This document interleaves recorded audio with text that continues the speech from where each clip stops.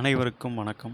நாம் இந்த வீடியோவில் எதை பற்றி பார்க்க போகிறோம் அப்படின்னா, பொருளாதார வளர்ச்சியில் தமிழ்நாடு புதிய உச்சம் அப்படிங்கிற செய்தி தான். இது இன்னைக்கு செய்தித்தாளில் தலைப்பு செய்தியாக இருந்த செய்தி. ஸோ வளர்ச்சி நமக்கு சிலபஸில் தமிழ்நாடு வளர்ச்சி நிர்வாகம்னு ஒரு டாபிக் இருக்கிறதுனால, இந்த பொருளாதாரம் சார்ந்த வளர்ச்சி நிர்வாகத்தை கரண்ட் அஃபேர்ஸில் பார்க்க வேண்டியது கம்பல்சரியாக இருக்கிறது.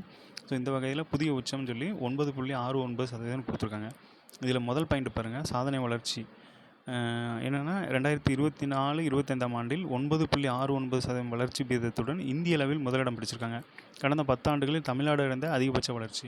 இதில் எப்படி கொஸ்டினாக கேட்பாங்க அப்படின்னா, 2024-25ஆம் ஆண்டில் இந்திய அளவில் பொருளாதார வளர்ச்சியில் முன்னணியில் உள்ள மாநிலம் எது அப்படின்னு சொல்லி தமிழ்நாடு ஆப்ஷனில் இருக்கும். ஸோ இந்த மாதிரி கேள்வி கேட்கலாம். இல்லை அப்படின்னா இந்திய அளவில் முதலிடம் பிடித்த தமிழ்நாட்டோட அந்த வளர்ச்சி வீதம் எவ்வளோன்னு கேட்பாங்க. 9.6% போட்டுருங்க.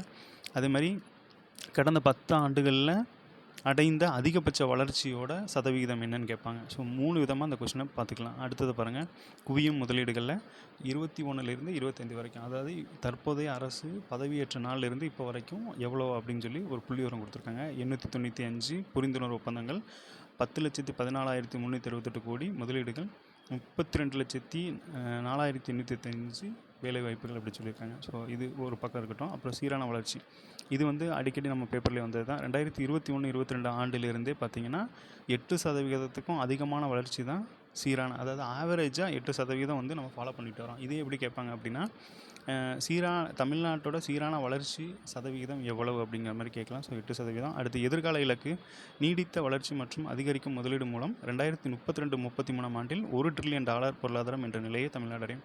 ஏற்கனவே பார்த்துருப்பீங்க, 2030 இலக்காக வச்சுருந்த நிலைமையில். ஸோ இது இப்போ 2032-33 குறிப்பிட்டிருக்காங்க. ஸோ நன்றி.